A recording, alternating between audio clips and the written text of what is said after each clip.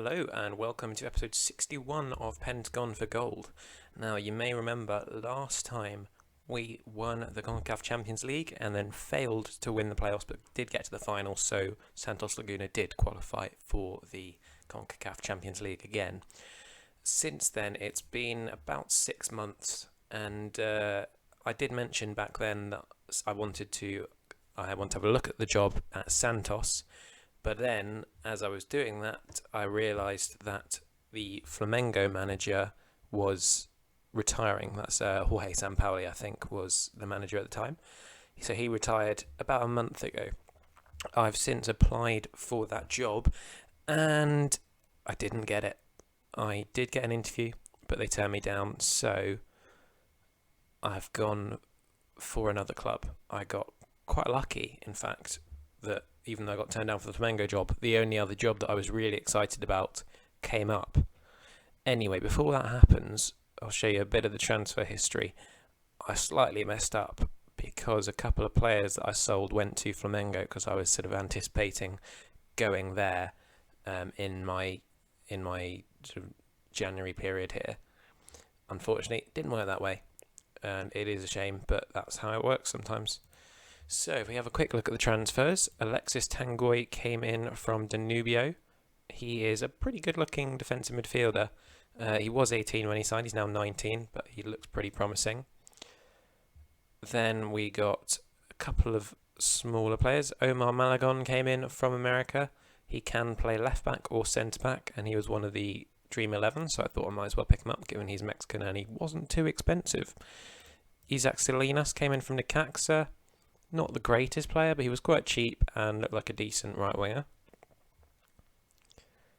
Then we head over to Fernando Martinoya, who is a right back, because we sold Calderon for I think it was about £7 million. So we got this guy in from Argentina. There weren't many amazing options on that position, but we thought we'd get him for cheap. Martin Suarez came in for £13.5 million from Nacional. He is, I think, the star player of the team. He is a wonder kid and looks like quite a promising player, so I think he's a good signing. Altamira came in because we sold Sakar to Flamengo for slightly less than his release clause, but with a 30% sell-on clause, so I thought it made sense to sell him. And also I was anticipating going there, so it is a shame not to be able to keep him, or at least not to be able to buy him at our new club, because we do have the money to have bought him for that amount, 18 million. Anyway, Sergio Gonzalez, he's one of the best strikers in the Mexican division. He has come in, and that's partly because I'm anticipating trying to get Minho in. We then managed to get Victor Hugo Nunez back because we had signed Alex Gonzalez, who's Ecuadorian. He came back on loan because for some reason he wasn't playing in America. And we got Emiliano Mendez coming in. He's currently suspended, but he came into Santos Laguna for free from Nacional, and apparently on the loan list, which is a bit odd. Not really what I was expecting. Anyway, the sales, the big ones were Calderon, who went for up to 8.75 million. I thought that was decent money for him. Sakar has gone to Flamengo. Very, very upset about this one. I don't know if he's got any... Oh my goodness, if I want to get him, I'm going to have to spend 171 million. So I don't think we're able to get him until I go to another club in Europe, and that might be a little while away. So... it's going to be difficult. Then Anton Lara went to Juve for 19.5 million, going up to 23 million. I thought that was quite a good deal for us. He's obviously one of the best centre-backs, if not the best centre-back in the Liga MX, but that amount of money could do a lot of good for the club. Marcelo was another one I sold to Flamengo on the cheap, really, in the anticipation of actually going there. Transfer business didn't go very well there, but I was fully expecting I'd get the Flamengo job, and then I didn't. So that's not a mistake I'll be making in future. Then we got a few small sales, and since I've left, Jairo Valdez went to Pachuca for that amount of money. I was getting bigger bids than that before I left. Then Juan Mercado, I'd accepted a bid, and then I resigned because I wanted to make sure that if I did go to Flamengo, they didn't have to pay any compensation. Wow, look at the spending differences as well. I do like to wheel and deal on this game. That is crazy. And then Juan Mercado went to Club Brugge. He's now valued at 18 million and is available for their B team, so clearly not making a major impression over there. But yeah, so their squad currently looks like this. Juarez was playing as my first choice, but I basically just simulated the first half of the season. And if we have a look at the competitions, the senior squad came 5th in the Apertura and then didn't win in the playoffs. We lost to Necaxa, as it was, who were 12th. And how are they doing in the Clausura? Not very well, 14th place. Wow, that is not good. Interestingly, Sergio Gonzalez was the top scorer, despite the fact he's not come in. I assume that's because he did well for Pumas. But yeah, so they did win the Campeón de Campeones and the Campeones Cup, knocked out in the semi-finals of the Leagues Cup, and get Pantoja, who are semi-professional in the Scotiabank Champions League. I think also the under-20 squad is ridiculous compared to the other teams available in that group. Where are they? 6th there. But they did win the Apertura, did come forth in the previous season. Before I called up loads of players at the end of last season, they were miles ahead of everyone and had like 48 goal difference, and the next best was about 15. So, without further ado, we haven't gone for Santos, we haven't gone for Flamengo, we've gone for Sao Paulo. 55 million transfer budget with a 725k wage budget. So that's more transfer budget than Flamengo had by about 20 million, but about 400k less than the wage budget than Flamengo. So it's not easy. We are expected to reach the semi-final of the Copa Libertadores. Potentially we could get this done in one season if we somehow do really well. I don't think it'll be possible because Flamengo are just so good and they have a load of money, and they've now got Sakar, which has bitten me. Bit sad. We're expected to qualify for the Copa Conmebol Libertadores, win the Paulistão Sicredi at A1, not sure what that is, and then reach the semi-final of the Copa do Brasil. So let's go negotiate, and we'll ask for slightly more than they've said. That should be fine. And finalise the deal. And here we go. This should be us as the new manager of Sao Paulo. Yes, we are. So we're now 33 years old in the game, replacing Paulo Garces, who I believe is the one who's actually gone to Flamengo. And we've got Jeff Silva and Jonathan Dos Santos joining me previously. But yeah, I'm very excited to be at Sao Paulo. This is the team that I was at in Brazil last year at my Pentagon save, and it took me a year and a half, perhaps. Excitingly, our director of football is Rui Costa. He's a legend of the game. I don't know if I can actually look at his stats here. Apparently not. And our assistant manager is Alexis Sanchez. Not what I was expecting when I looked at the club, but here we go. So we're founded in 1930, and apparently last season we came 19th in the Brasileiro SI. That doesn't seem right. I feel like we got relegated. Got a massive stadium, 77,000, state-of-the-art training facilities, superb youth facilities, exceptional youth recruitment. So we're going to get some good youth players coming through. And yeah, we famously lifted both the Paulista and the Supercopa do Brasil in a double success in 2032. That's 2 seasons ago, perhaps. And yeah, it's definitely one of the biggest clubs in Brazil. One of the star players that they had was Lucas Moura, who I remember at the time was very exciting and was wanted by United as well as PSG before he went to PSG. Not quite hit the heights that were expected of him, but they're definitely a good club. They won the FIFA Club World Cup in 2005, the Brazilian top division 7 times, 7-time runners-up as well, and won the Copa Sudamericana in 2012. So we've also won the Copa Libertadores on 5 occasions. So we've got history with winning the Copa Libertadores, and hopefully we can continue that success as we move into our time at this club. So supposedly it's going to be a 4-3-3 again. We'll see. I think they were playing in a 4-2-3-1, but yeah, we'll see what happens. Don't need to bother with any of this stuff. And let's get a press conference to meet the media because they always like that.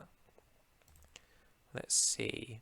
A couple of decent players, but no one outstanding here.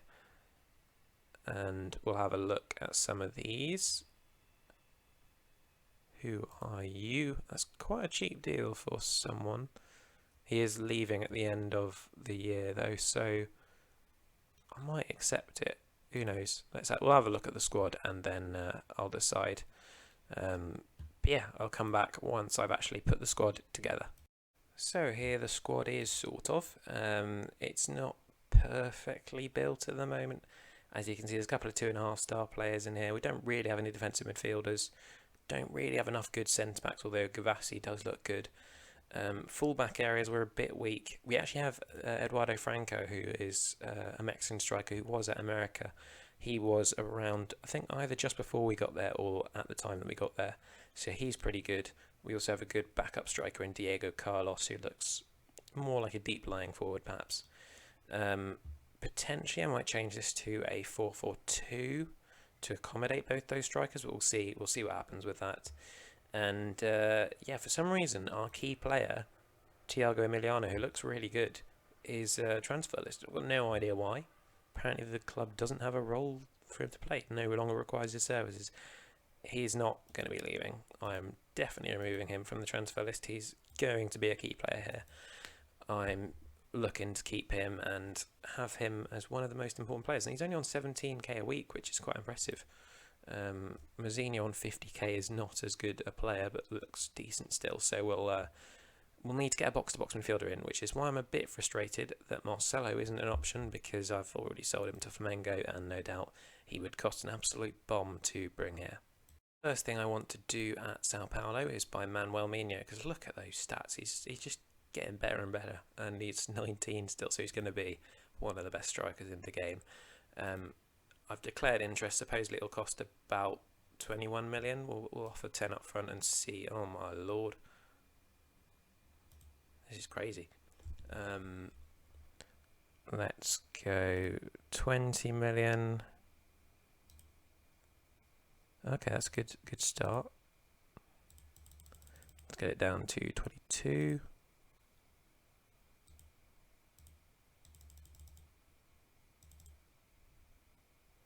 And go back to 40%. And there we go. 25.5 million. Let's see what he wants for his wages. I suspect it'll be a bit of an increase in terms of what he had before. But that's totally fine. Yeah, those wages are not a problem. Very high domestic release clause, which is fine by me. And yeah, I've got no problems with that. Perhaps 4 million. I suppose no one's going to spend that. Save ourselves 500 quid a week. Maybe if we lower the signing fee rather than actually lowering anything else. There we go. And it looks like Manuel Mino is going to be joining us, but we'll see what happens. We've also had a bid accepted for Douglas of Manchester City. He's going to hopefully be coming for 19.5 million with 20% profit from the next sale, and an 80k wage contribution, because he wanted about 145k, so we're going to give him about 60k a week. And slightly had to overpay on the asking price, but it was better for us that we did that, so we could actually afford to bring him in. He can play as a wing back, and he was at America actually, then went to Porto, then went to City, and now he's available for a lot less money than City spent on him, and hopefully he'll be a very good addition if we can get him into the club. Here we go. Douglas is coming in. £20 million.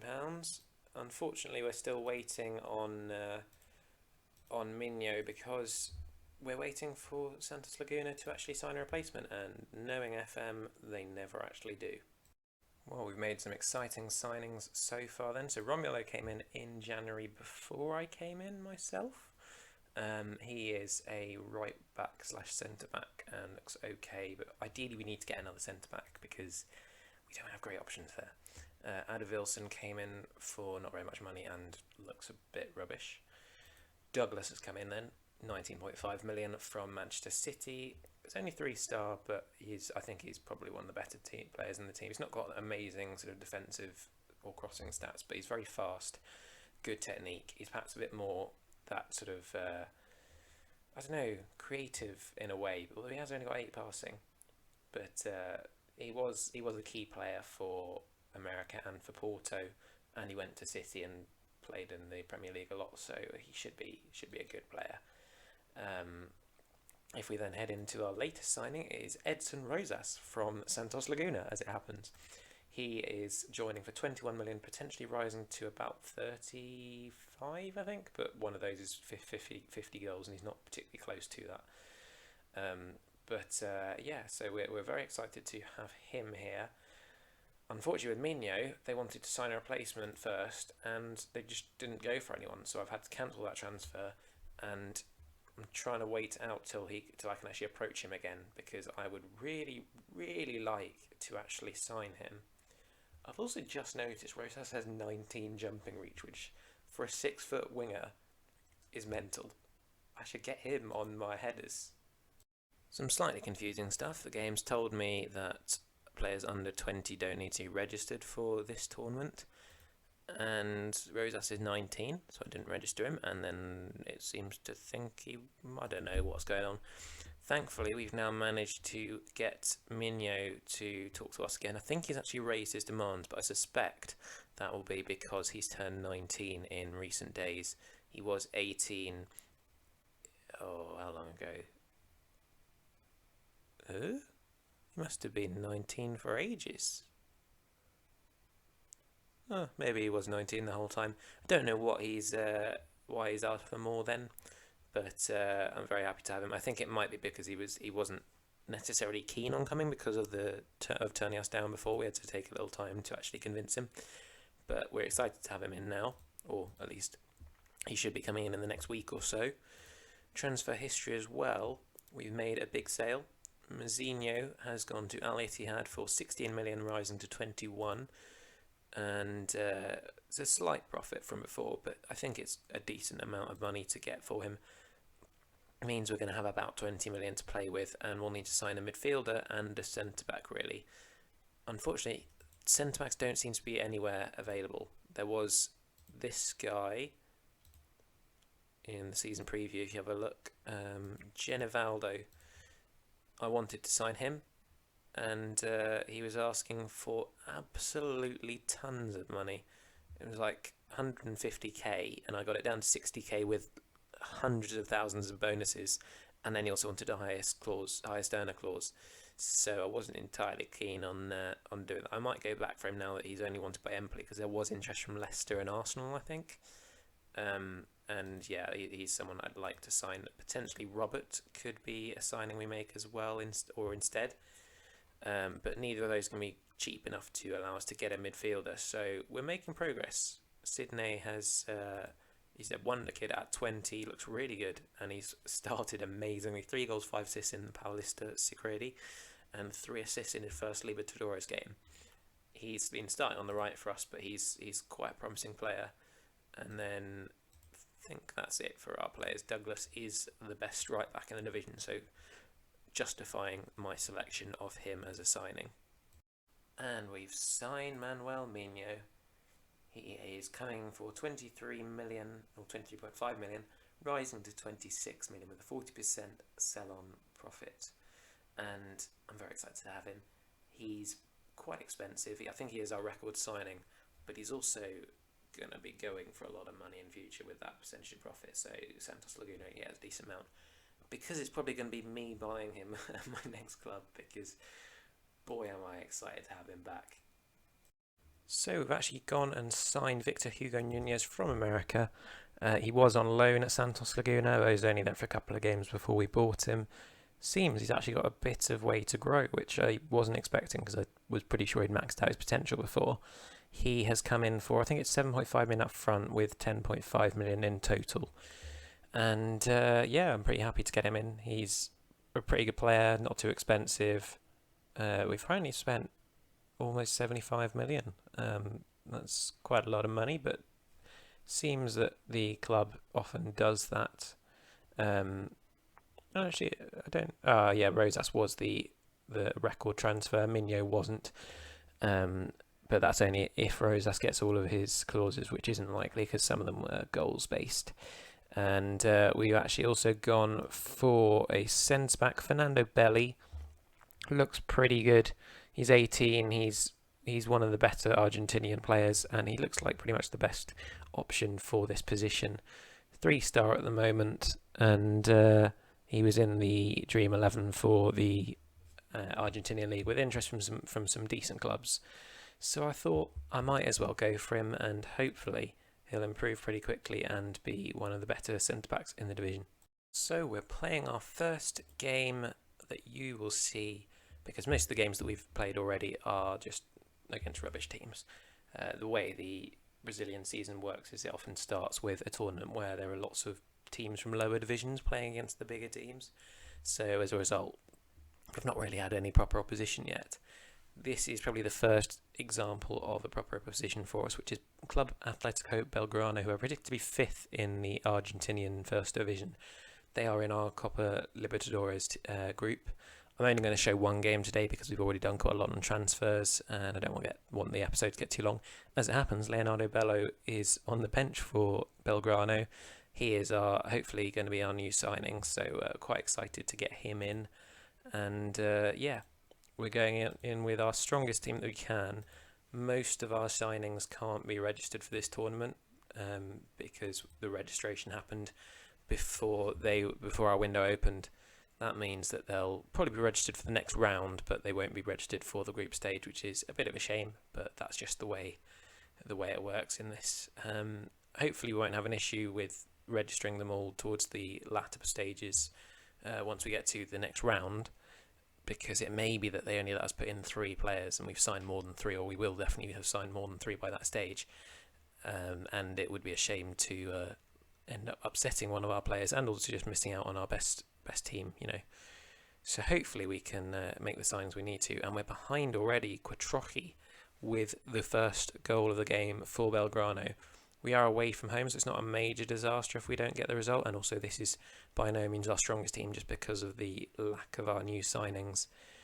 But you'd still hope for a slightly better start to the game from the boys.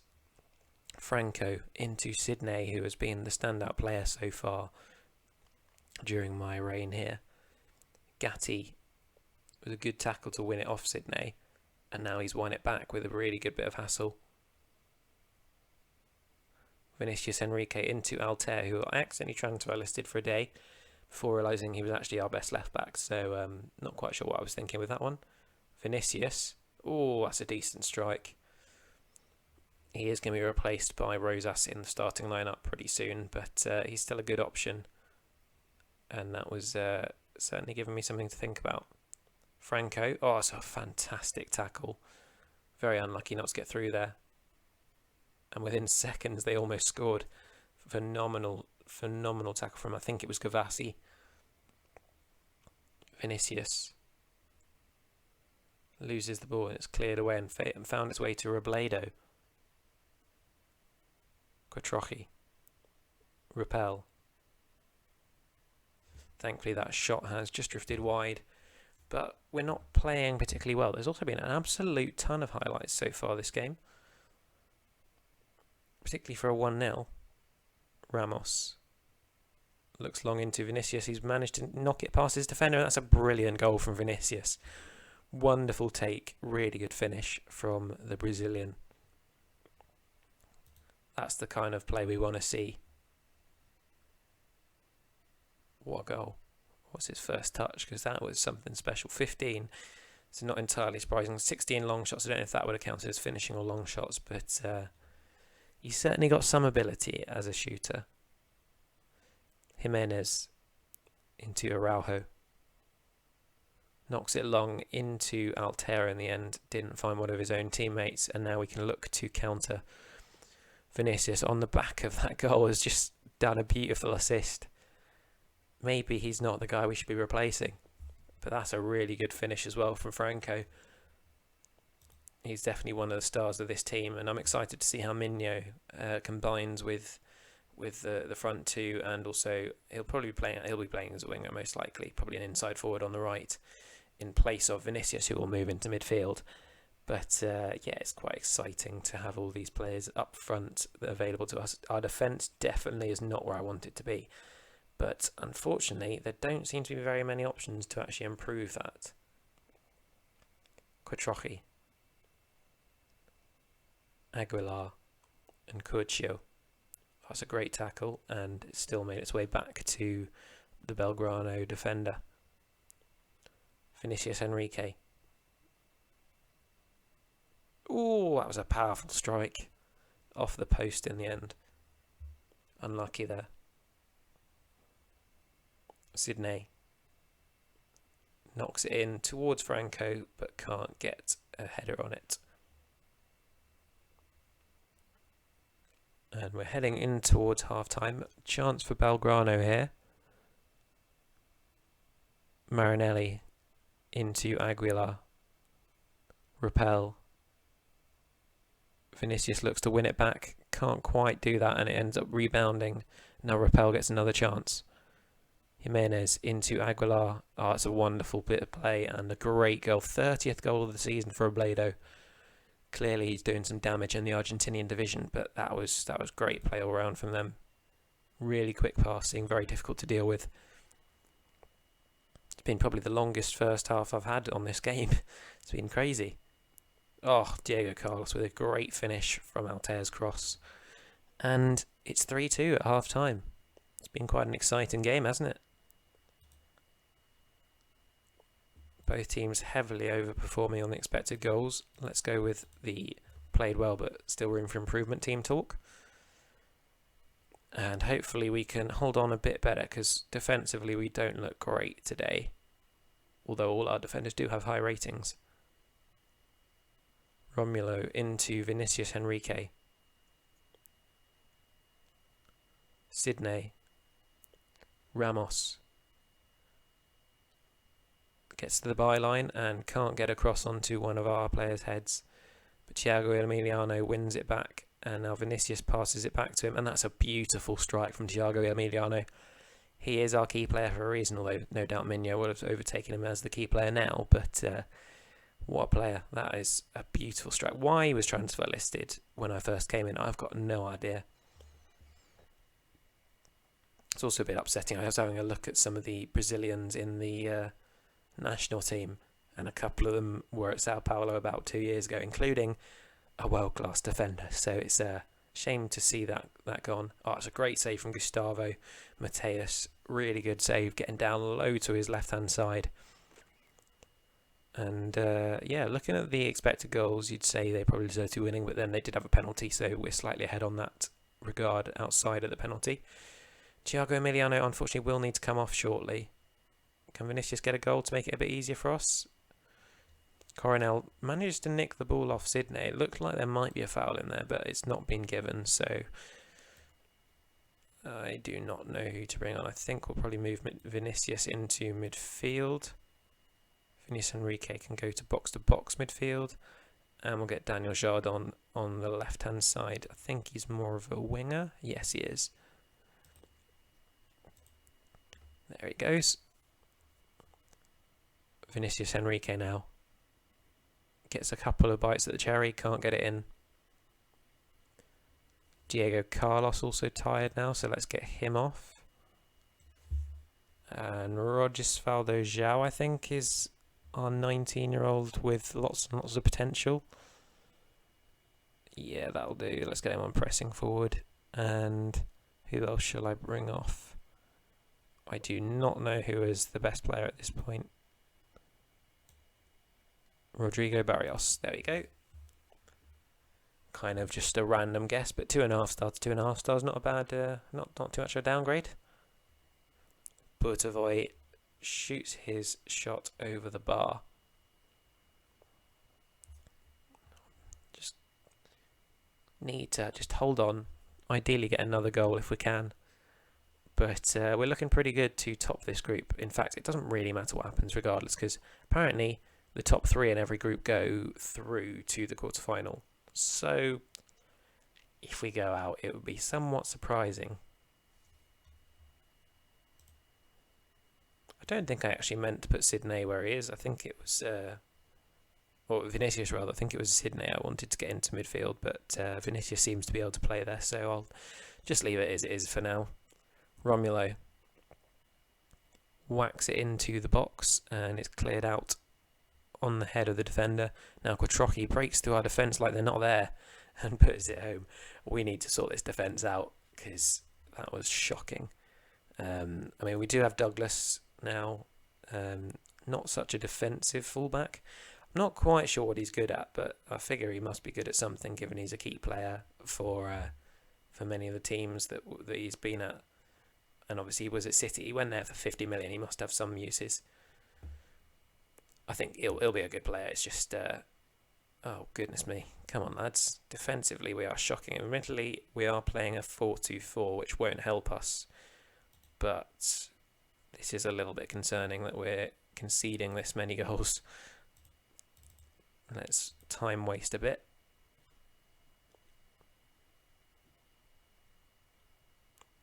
And there we go. 5-4 victory. A very exciting game. And not a great one for keeping the length of this episode short, but this is the sacrifice we sometimes make with FM. We've now signed Fernando Belli. He is 2.5-star current ability, 5-star potential, 3-star on the role on duty, but he'll be playing as a centre back anyway. And very excited to have him in. I'm sure we'll actually find out more once we've got him in here. I'll probably be able to see better what his potential and current ability are, because at the moment it's still showing as just his scouting report. Let's see what we can see from this. What's it going to be? It takes a long time to load on this laptop with the number of leagues that we've got loaded. There's about 40 of them probably loaded, and that does affect things a fair bit.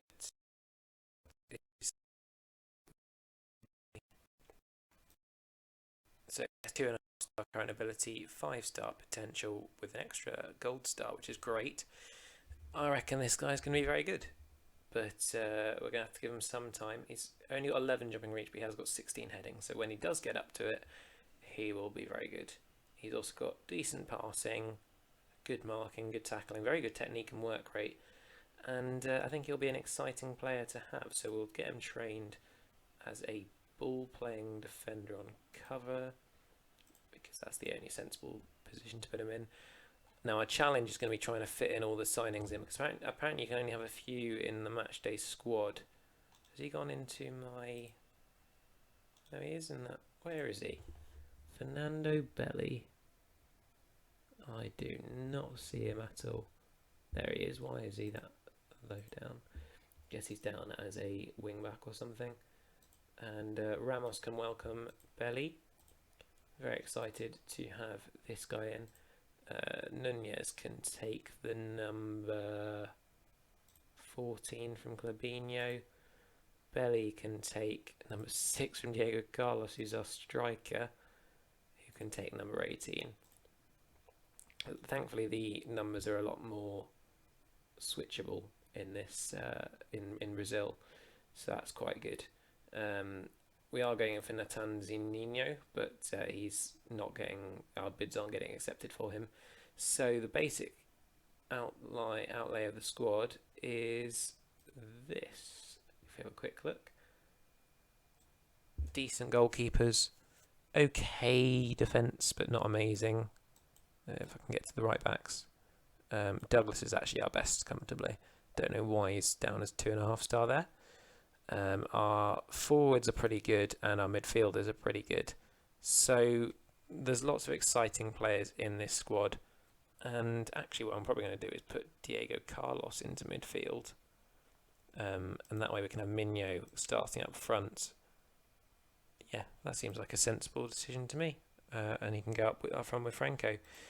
Awesome. So if you have enjoyed this rather busy episode of Pentagon for Gold, as we've moved into the start of our time with Sao Paulo, please do leave a like and subscribe to the channel, as it really helps me out. I hope to see you next time, but in the meantime, have a fantastic day.